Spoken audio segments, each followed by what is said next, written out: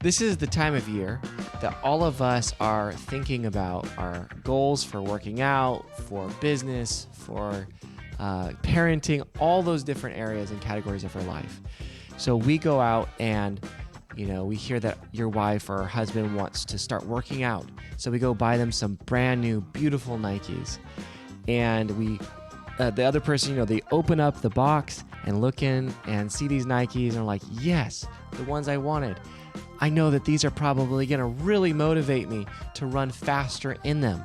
And so we start to hope that, the things that we buy, the things that we put on are going to motivate us and get us in the mood for doing hard things. But we all kind of in the back of our minds know it's hard sometimes to be in the mood. And if you have a track record of falling off the bandwagon of working out or doing these other hard things, we kind of have this sinking feeling that this is going to be short-lived. Yeah, the world actually has a track record of falling off the bandwagon by January 19th. We actually did a whole video on this. We can link it here.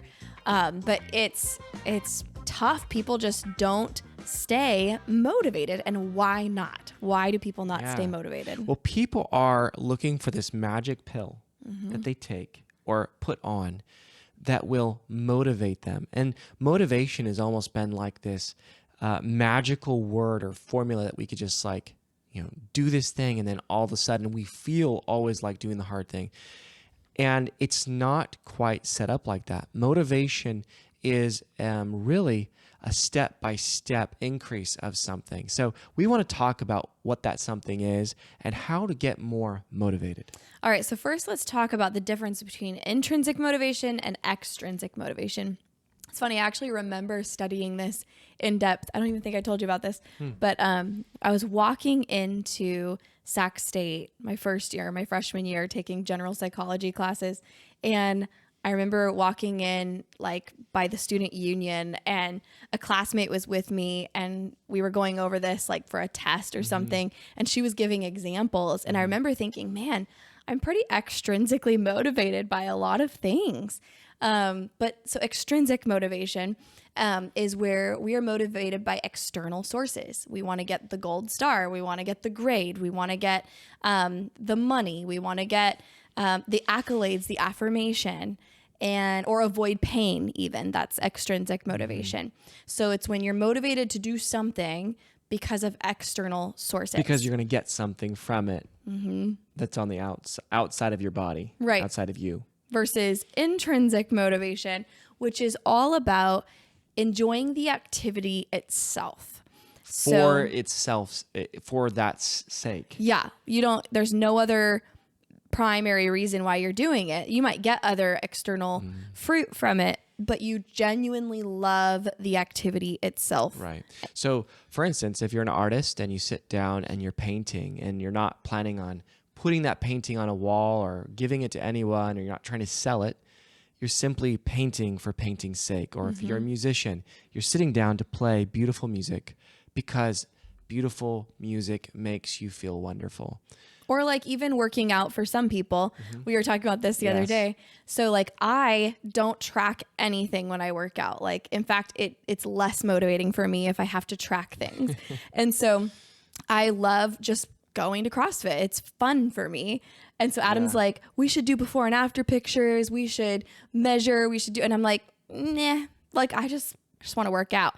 I might try to beat my score from before, but I don't want to compete against anyone, or sometimes I will, and that is less motivating for me. Well, I just like the workout pictures. Okay, thanks, babe. But you are intrinsically motivated by golf. Yes. So I'm not let me take this back. I am becoming more intrinsically motivated to work out, but I'm very intrinsically motivated to golf because I love that swing. I was thinking about the times where we've done hard things and I was intrinsically motivated to do those hard things. For instance, we both enjoy backpacking. Right. We've climbed some beautiful things and been in some pretty crazy weather. Actually, I remember taking a friend. I was thinking about doing this video. I remember taking a friend into the backcountry miles and miles. I think we drove for about 40 minutes on dirt roads to get to this place that was absolutely desolate. We climbed this mountain. And actually, before we got there, there was a gigantic mud puddle that we barely got through. We got to the trailhead, went up the mountain, and then as we were going up, it started to really look like it was going to be a bad weather. We're like, we'll be okay. Let's go. So we got there, got set up on top of the mountain, and it just started to pour rain and storm, and trees were cracking all around us. And we're like, oh my goodness, what do we get into? We went to sleep, and then this was standout moment for me. But I went to sleep, got up, and we're like, well, why are we here? We're just going to be in a tent all day. We might as well get off the mountain before that puddle that we both remembered trying to get through. Not a puddle, more of like a little lake, filled up so we couldn't get back, because that would be really bad. We'd have to walk out for a long time. So we started down, and I remember we got packed up, and it was just raining. We lost the trail actually a couple times, a little scary, but I remember just the wind whipping my face and feeling like, yes, I am alive right now. This is so much fun. At the same time, kind of being scared because we lost the trail a few times. It was absolutely torrential, but why was that hard experience exhilarating? And I could think of other times where that happened. Is because I've trained myself to think that this hard thing, that rain in your face, that extreme weather, the extreme difficulty of packing your weight or all the stuff out, and that for me, for some reason, is a high. It's like, yes, I'm doing a hard thing. This is memorable. This is awesome. And we're intrinsically motivated by that. Right. Yeah. And so you can apply this. That's how you feel, right? When you're working out. Totally. And backpacking. I love backpacking through different, weather issues. It's fun. It's just, and there's no other reason. Like, maybe we'll post it, maybe we won't, but like, whether we post it or we talk about it or anything else, it's just the activity itself that is fun. Right. Well, studies show that you are capable of shifting from intrinsic or extrinsic motivation to intrinsic. And let me actually take a step back. Intrinsic motivation is far superior to extrinsic motivation. Actually, they did a study of school children that already love to draw and to paint and to do artistic things. And they actually started giving those kids that already did drawing well, but started giving them rewards for drawing, making their intrinsic activities more extrinsic motivation to do those things. So they started getting stars, and they noticed over time of giving these kids stars that they became less attracted to doing it. They actually painted less because they started receiving external validation, and they started looking for that. And when it didn't come, they weren't as motivated to do it. So you could see this all throughout the literature. Intrinsic motivation is really what we want to shoot for. We do want to shoot for it. Now, let's be clear. We're not trying to say that you should be exclusively motivated intrinsically, because there are realistic things that we need to work for and do hard things for that are not going to be always intrinsic. We have to pay the bills, right? So you might find a job you love, but if it doesn't pay the bills, like, you really have to figure out how to make it pay the bills, how to change that job or finesse it so that it brings in enough income or revenue to pay the bills. So there are going to be reasons why we still have to be extrinsically motivated in doing hard things. But it's better if we can work on becoming more intrinsically motivated for the things that we are already doing. Right. David Brooks in his book talked about, like, when people conquer their first mountain or build their first big company, but they're only doing it to get that big house or to buy that nice car, that actually when they get to the top of the mountain, they look around and go, what was I doing this all for? It's actually, they're less emotionally stable. Because it was to get these things rather than intrinsically motivated to get those things. Well, that's similar to Stephen Covey when he said that it's like you build this ladder, you set this ladder against the wall, and you're working on getting one rung up the ladder, going up, up, up, up, and you finally get to the top of the ladder, thinking about like maybe a career field or even like movie stars, for instance. They get to the top of the ladder and they're still dissatisfied because they realize, they look around and they go, oh, I'm on the wrong wall. Yeah. I set my ladder against the wrong wall. And so, maybe they enjoyed acting in the beginning and that's why they pursued the field, but then they were extrinsically motivated along the way and realized their ladder had been set against the wrong wall the whole time. So, and for people listening, they're going, okay, well, I seem to be very extrinsically motivated because I want those things. And we just challenge you, well, maybe take a second look. And here is a way of starting to enjoy the process. Because what we're really saying is strive not for the outcome, but start to enjoy the process, the journey of getting there. If you can enjoy the journey and teach yourself that the journey is the beautiful thing, you become more intrinsically motivated. And then the outcome comes because you've enjoyed the journey. There's a study that shows that actually that this works, what we're saying here, that you can actually start to train your brain to enjoy the journey by just telling yourself with intensity, saying like, I love hard things. I thrive off of doing this. And really telling your brain that can send dopamine in these necessary times and start to reprogram your brain, because your brain doesn't know about external motivation. It doesn't see any of that. It only feels the chemicals on its brain. Yeah. So if you can start to look at those things, or look at your progress, or look at the journey where you are, and celebrate it, to tell yourself, hey, you're doing a good job. You're working hard. This is what I live for. Get excited about it. You can actually shift from that external to the internal, which is much more satiating and will help you stay on the course. Okay, so now we've talked about intrinsic versus extrinsic motivation. Let's talk a little bit about why can't I get motivated, whether it's intrinsic or extrinsic. We're going to give you a few reasons why people often don't get motivated to continue their pursuit. Yes, so there's actually a motivation equation. Okay. That I think is really helpful for people to think, because you could look at either the things that you want to be motivated to do and you're not doing, or you could look at the things that you're motivated to do and you are doing. So you could kind of break that down, like, why is that? Why the disparity? So motivation, and this may sound a little bit kind of over the top, but just think this through.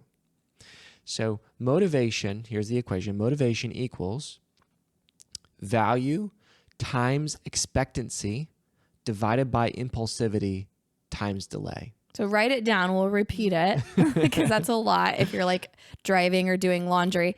So if you're driving, don't write it down. Yes. But pause it. If you're doing laundry, pause and write this down. Go ahead and say it again. Okay. So it's motivation equals value times expectancy divided by impulsivity times delay.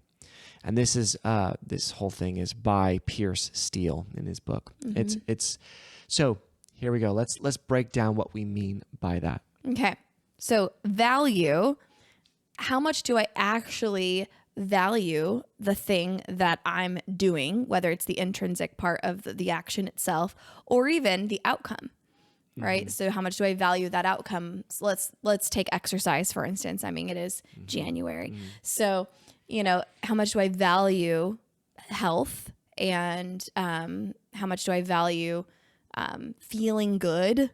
How much do I value the hit that I get when I'm working out? Right. So there's some intrinsic and extrinsic factors there. Right. And you could shift that simply by making the value increase. So that's why people, print out things and buy things. They're trying to convince themselves of the value and increase their desire for this outcome. Like even life expectancy could be an extrinsic motivator.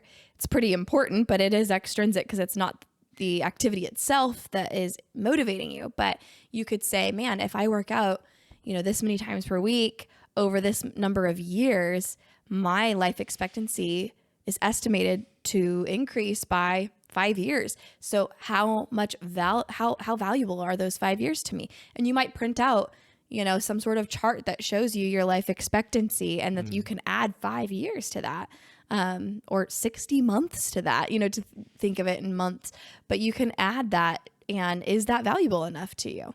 I actually was talking about this to Carissa a little bit yesterday or today, I can't remember. But I was like, if I could find a picture of myself and then put it online and find an app to make it look old because I know it's there, Snapchat, I think, has a filter that turns your face old. Yep. I was like, man, that would be a crazy good kick in the rear to work out hard, because I'm going to be old and I'm going to be unable to do things and I'm not able to gain muscle in those times. And my health span could be much better if I do these simple things now. And my health and later in life is dictated by what I do here in my 30s. Yeah. So getting that kind of extrinsic sign or like picture, but to stimulate the intrinsic desire of like, hey, I want to love to work out.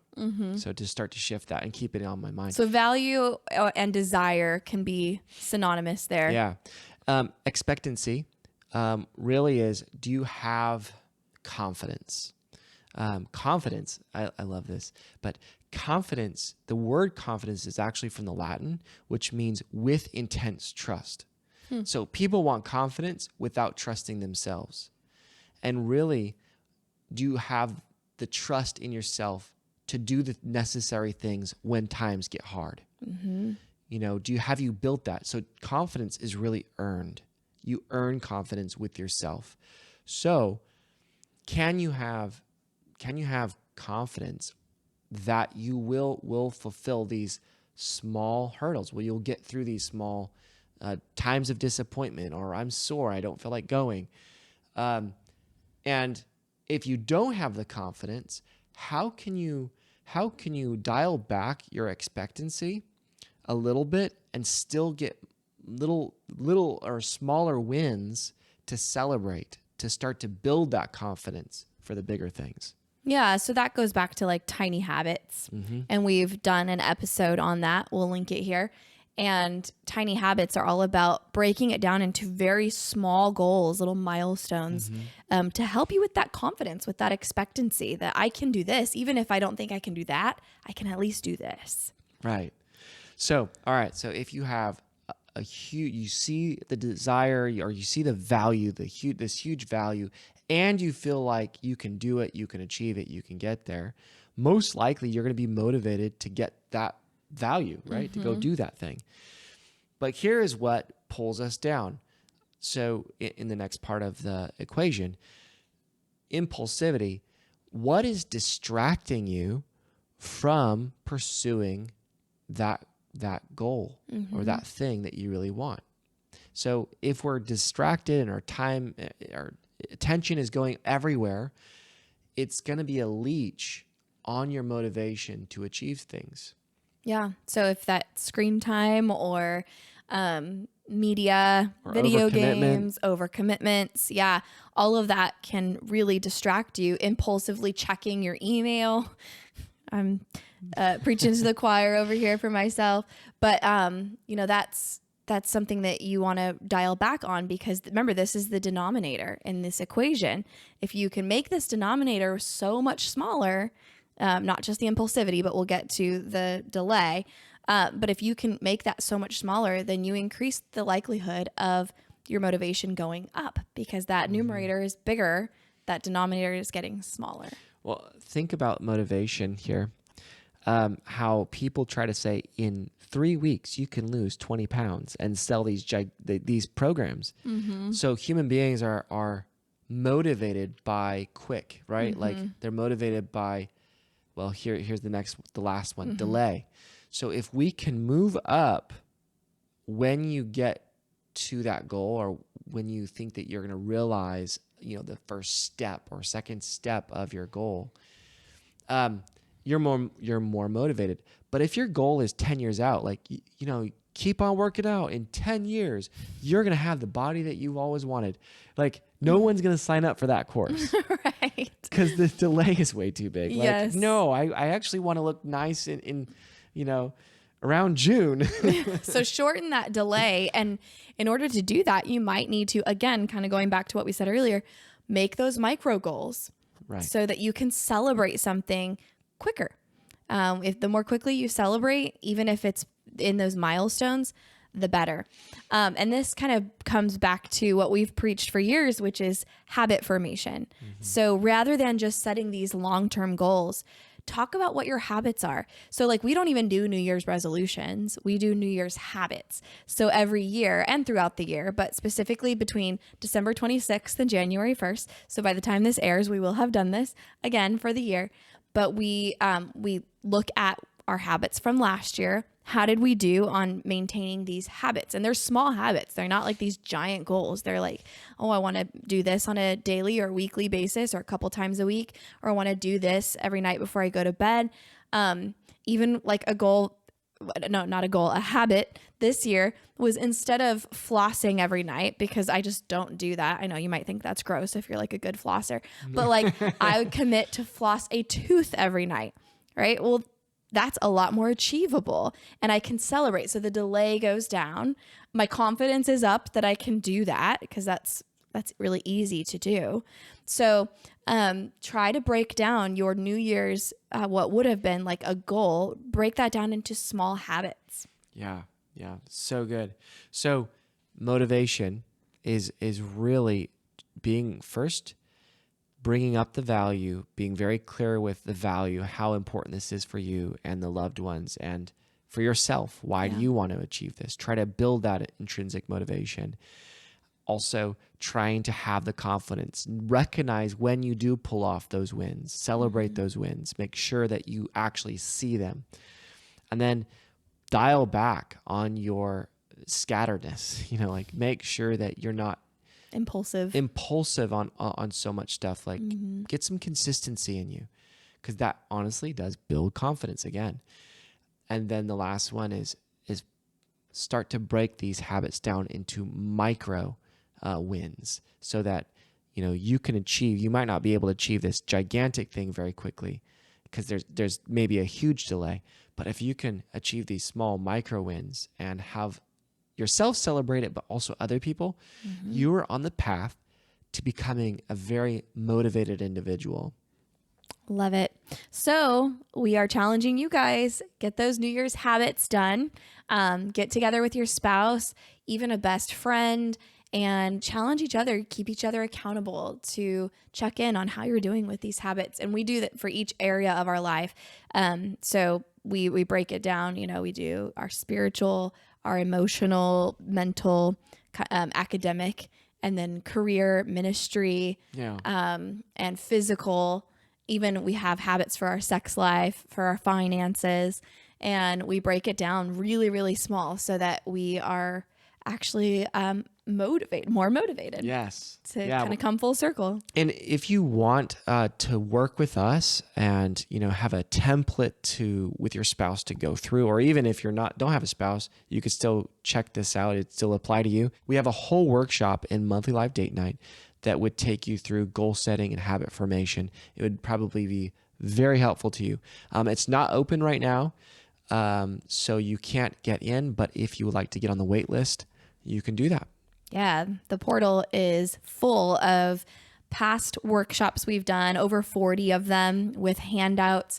You can play them for your small group. You can do them individually or as a couple, and you can become a member, but not yet. We're going to be opening that pretty soon, but we're closing it for now as we bulk it up, and we're gonna unveil that here pretty soon. Some awesome. So get on the wait list. Some awesome goodies going in there. Yeah. So we'll link that for you so you can get on the wait list now. We love you guys. You rock. Be a hero. Work hard on yourself. Work hard with your spouse. It's worth it. Happy New Year. Hey guys, we've got an exciting announcement that's bound to set your hearts on fire. As you know, we believe in the kind of relationships where conversations about sensitive topics like sex and intimacy can happen with ease. But after conversations and sessions with so many of you, we know that people carry barriers and misconceptions about these topics, and it's often rooted in childhood or personal beliefs about the Bible and sex. But don't you worry, we have something incredible coming your way. It's time to take your marriage to a whole new level. Introducing the EROS Conference. Eros, derived from the Greek word for erotic love, is the passionate, sensual, and romantic love that fuels the fire of intimacy between a husband and wife. It's the kind of love that intensifies with selflessness and diminishes with selfishness. It's a love that reflects our Creator. God uses marriage and sexuality as a parallel to demonstrate His love to the church, and we're here to help you understand that connection on a deeper level. So mark your calendars and get ready for an experience like no other. The EROS Conference is coming to 3 convenient locations in 2024, and trust me, you want to be there. First up, join us in Indianapolis on January 26th through 27th, 2024. It's going to be a memorable start to the year. Or if you want a hot summer vacay, pack your bags and head to the Gulf Coast. On June 21st and 22nd, 2024, we'll be in Biloxi, Mississippi. And finally, we're wrapping up our year in Houston on November 1st and 2nd, 2024. It's going to be a Texas-sized experience. All right, guys, so don't waste time. Your marriage deserves the best, and the EROS Conference is where it all begins. At EROS, we're going to bring you biblically based and scientifically sound tools. So join us because it's time to strengthen your emotional and sexual intimacy and feel more connected than ever. Just click the link in the show notes to register. We'll see you there.